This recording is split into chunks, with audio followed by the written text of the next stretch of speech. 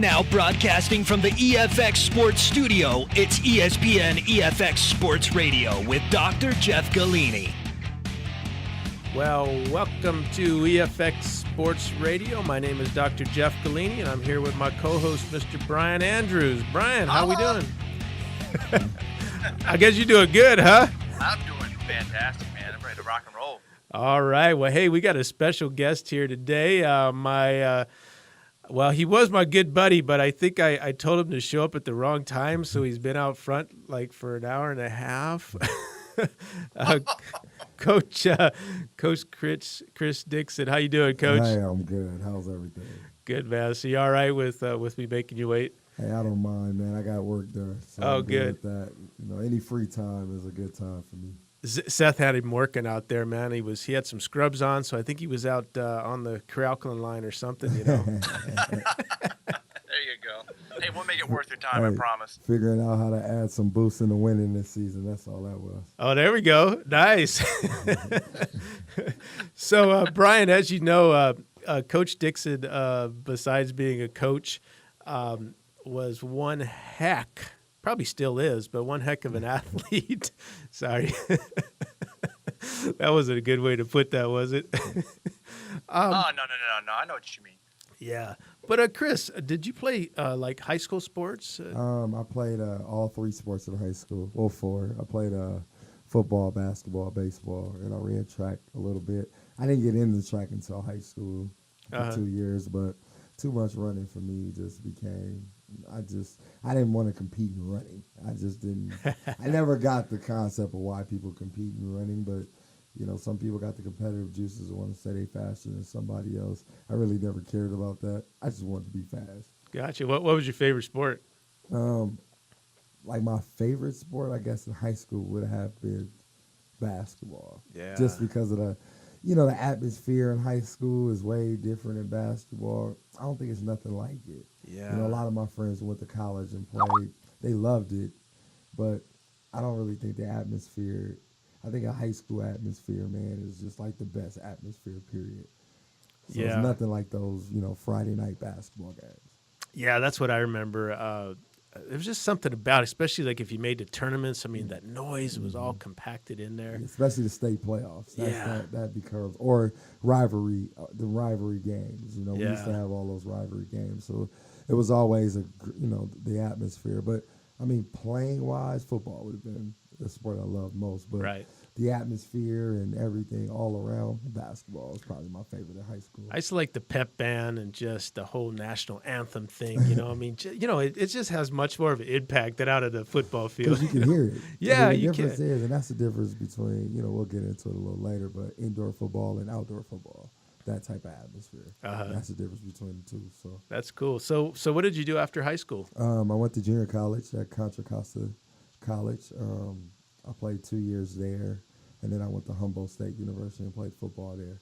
Nice. What position? Quarterback all the way through. Oh, you was the quarterback. Yeah. My first year at JUCO, they tried to make me a linebacker. Oh, man. I was only 175 pounds. Like, no way. But so the next year, I ended up starting at quarterback. We ended up going to our first bowl game in 14 years. Wow. At my junior college. And then I transferred to a 4-year school at Humboldt and played quarterback there and on from there. And then that led into the IFL? Yeah. So my first team I went to is Rapid City. It was called the Rapid City Red Dogs. I started the first 3 games there. We didn't do well. We was on for a rookie. I ended up traded about the 6th game. They moved me to wide receiver and it just wasn't for me. And, I ended up getting traded to Billings, and I guess I wrote my story from there. So that's what happened to me with that. Nice. And the IFL, that's the Indoor Football League. And, I mean, you had one heck of a career there. Yeah. I mean, now's the time, man. Either I'm going to tell him about it or you can tell him about it, but you could probably do a better job. Yeah, I mean, I guess my whole career I've had a great career. I mean, when you play 10 years and you've won 6 championships, it's always a blessing. Right. And a lot of people ask me, how do you, keep the stamina and the mental set to do that? I guess when the season's over, I never thought about the season before. I was always getting ready for the next one, and so that kept me going. I just went into the Hall of Fame over the summer, which was a blessing. I guess I don't really talk about myself a lot, so I guess I can try right here. I own 33 records in the IFL. In the IFL period, I'm 78-5 as a starter. I've never lost a home game in the IFL. Wow. In my whole career, I've only lost 4 home games, period. So the IFL has been there since 2009. So I've never lost a home game. And then before the IFL, I've lost 5, I think a total of 5 home games at the most. Yeah, that's pretty exciting. You know, I mean, I think sometimes, because, the IFL isn't quite as publicized as like the NFL, people weren't even aware that it exists. And you played with the Outlaws, which was here before the Wolves. Yeah. So I won 3 championships with the Outlaws here. We won the first 2 IFL championships. And then we won a championship in NAFL or NIFL, whatever. I can't remember that league, but it was one of those leagues. And then we transferred from the NIFL to the UIF, and then we went into the IFL because they combined the Indoor Football League and the United. That's why we have the United and Intense Conference. All right. So they combined 2 leagues and made them the IFL, and so from then on. In the IFL, just the IFL alone, I own 33 records. And you got a couple of those big old rings. I do. I got I got 6 rings total. Oh man! And then I got 4 MVPs in my career. Nice. And then out of my 10 years, I have I think it's 7 first team All IFL, 1 second team. Wow. Then from player to coach, I mean, how was that? I mean, well, I mean, it was a choice. I had a choice this past year going into this season. My son, it becomes about the kids after a while. I mean, you know as much as anybody about decisions for your kids, and stability was one. I needed some stability in my life. Right. Secondly, my son, I had a 14-year-old son who has made every sacrifice in the world for his dad's career. I mean, he lived in California. He's been everywhere. I mean, you ask him, I mean, not too many urban kids can really say they've seen Lambeau Field. I still haven't seen it, and I've been by it 3 times. Wow. He's been to Lambeau Field. He's been, a lot of historical places. My goal in life was always give him that opportunity to live a life I didn't. And because I don't make millions and because of those things, I wasn't able to pay for him to do it. So what was my best way of doing it is playing football and being able to let him travel with me to see those things. Wow. And a lot of his friends now, he goes to Central High School now, they talk about places they've been, and he's like, I've been there. And they look at him like, you have? And he's like, me and my dad, we traveled. My dad has taken me to certain places, and I've seen a lot of things. And so, it didn't take me making millions to be able to take them. I was able to do it through my football career. That's cool. Being able to see the world for him. I mean, just last summer, we was staying in Tampa for 2 weeks. Oh, wow. He was in Florida. Never been to Florida. So to do all those things, man, it's been just a blessing to be able to have him live a life that I didn't, but just because I was able to play football to do it. Right. Did he like hanging out the Wolves games? Yeah. Oh, yeah. Him and his friends, they love it. Oh, yeah. I put him to work several days, man. My younger boy is the one, though. Oh, that was the younger one. Yeah, the 7-year-old is the one who, that boy loves the Wolves. I mean, he's the one who tells me when I get home, Dad, you should cut this guy. Oh, wow, my man. son is cutthroat. Oh, boy. Look out, players, man. My son should be the one doing all of my cutting. Oh, man. It's funny because he tells me, like, Dad, I watch film or I'm watching some film, and he's like, Dad, you tell me to hawk tackle. Why your players don't hawk tackle? Dad, you tell me to, he playing in a mighty football league. So he's, he tells me everything. Well, this person didn't do their job. He didn't block. He supposed to push him inside. I mean, he breaks it down. Wow. And so it's just so funny to watch him. And his work ethic is amazing. So I can't really get mad about it because I know he's working. He works. Like he called me last night. Hey, Coach, we're actually getting ready to come up on a break here. And when we get back, I started thinking, it might be kind of cool for you just to give a real quick description and overview of what the IFL is. Like, what is the difference from the indoor football league to what most people are traditionally, in case they haven't seen it, because I've seen it. It's stinking cool, man. But when we get back, I was going to have you just describe kind of what that really is. Okay. No problem.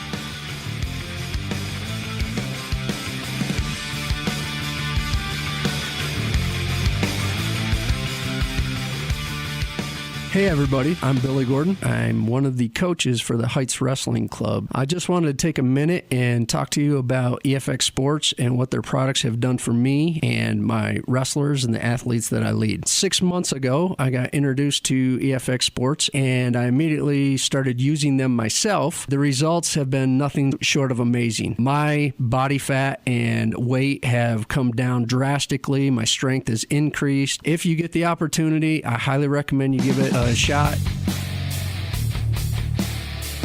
This is Dr. Jeff Golini of All American Pharmaceutical. I'm sure you've been seeing our national brand EFX Sports featuring Carbolin and Crealkalin all around the state lately. Our supplements are formulated for pros to high schoolers to just the average gym goer and are all about improving your game. You can find EFX Sports in Billings at Yellowstone Fitness, Lucky's, Bonanza's Health Food, Granite Fitness, and GNC, just to mention a few. Do you know how to properly use carbohydrates to ignite your performance in the field and in the gym? You will now, thanks to this free book by EFX Sports. The Carb User's Guide for Maximum Performance reveals why omitting carbohydrates from your diet can totally crush your gains. Ever wonder how many grams you need for your specific sport? Not anymore. We give you the critical number you need to dominate your competition. You'll even discover the super carb that's taking the athletic world by storm. You must try it to believe it. Go to getcarbolin.com/carb guide today and get your copy absolutely free. Once again, it's getkarbolin.com/CARBGUIDE.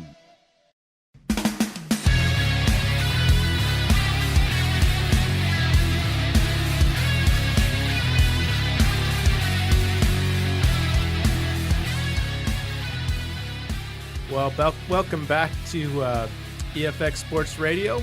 We're here with Coach Chris Dixon from Billings, Montana. And Brian, you had a good question for Coach.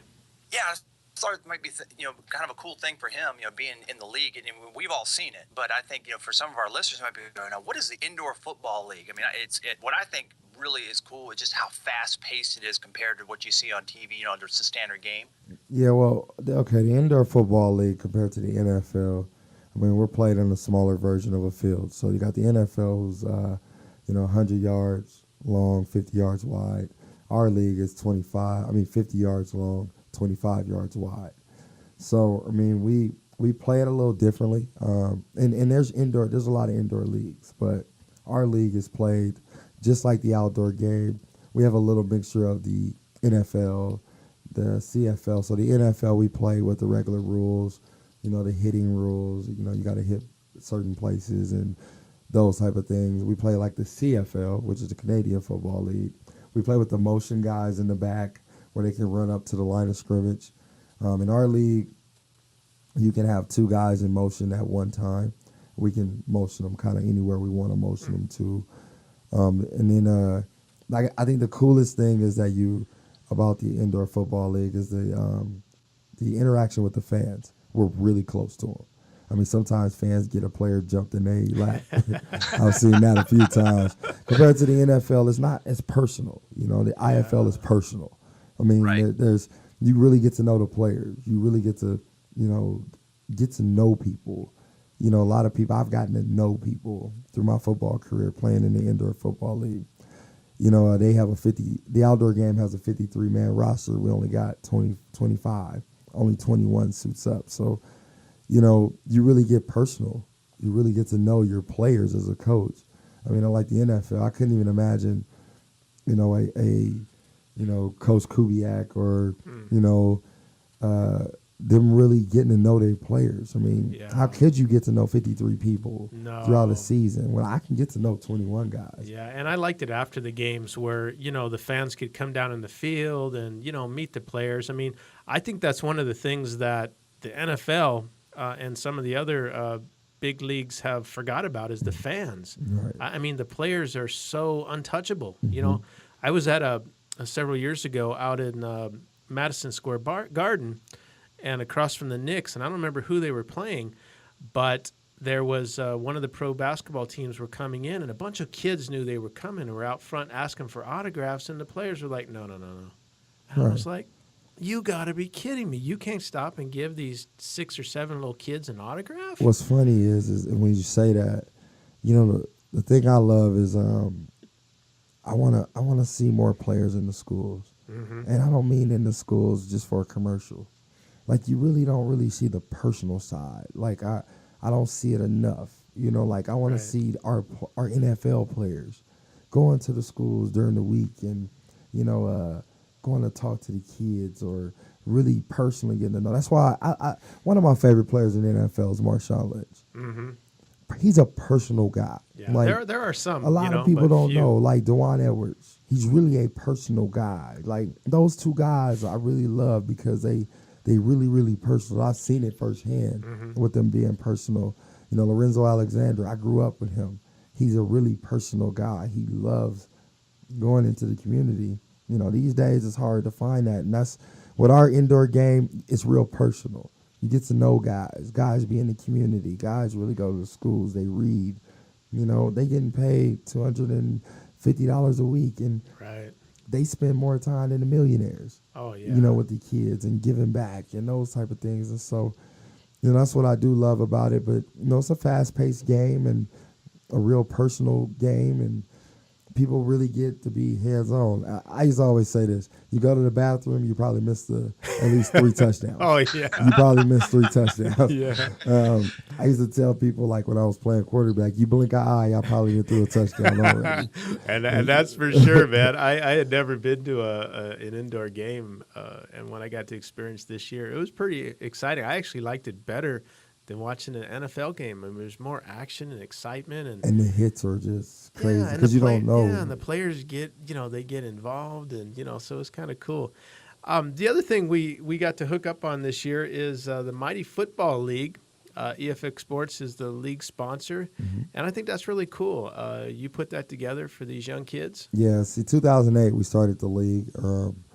We started Mighty Football.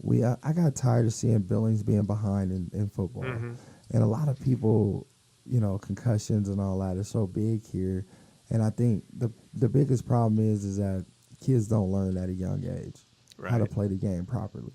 And a lot of the problems with sports, period, is the coaching. And, I think it's time for us to teach our coaches at a young age how to coach and our players at a young age how to play the game. Right. And so we've done that. We started, the first year was 8 and 9-year-olds, and now we dropped down to 7-year-olds. So we have 2 different divisions this year for Mighty Football.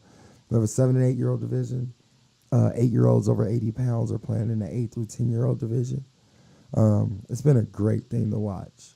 These 7 and 8-year-olds are different, man. They can play.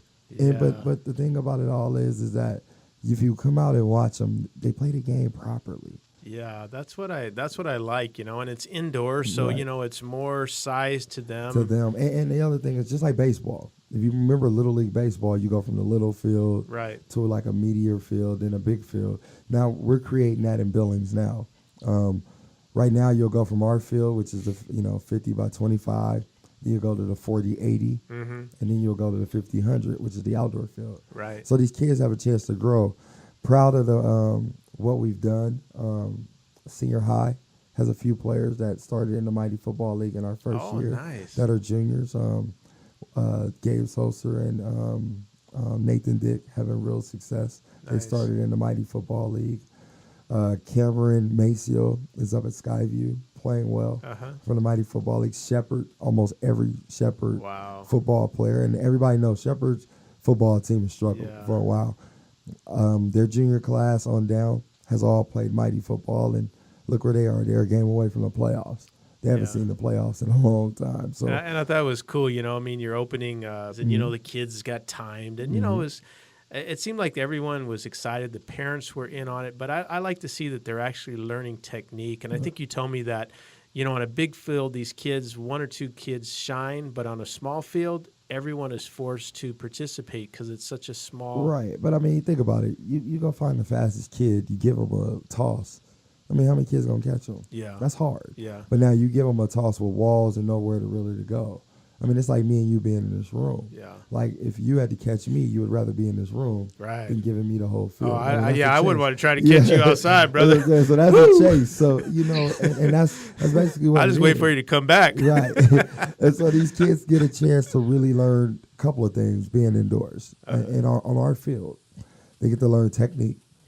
They're going to learn how to take contact and deal with contact. And they also learn how to, play within their teammates.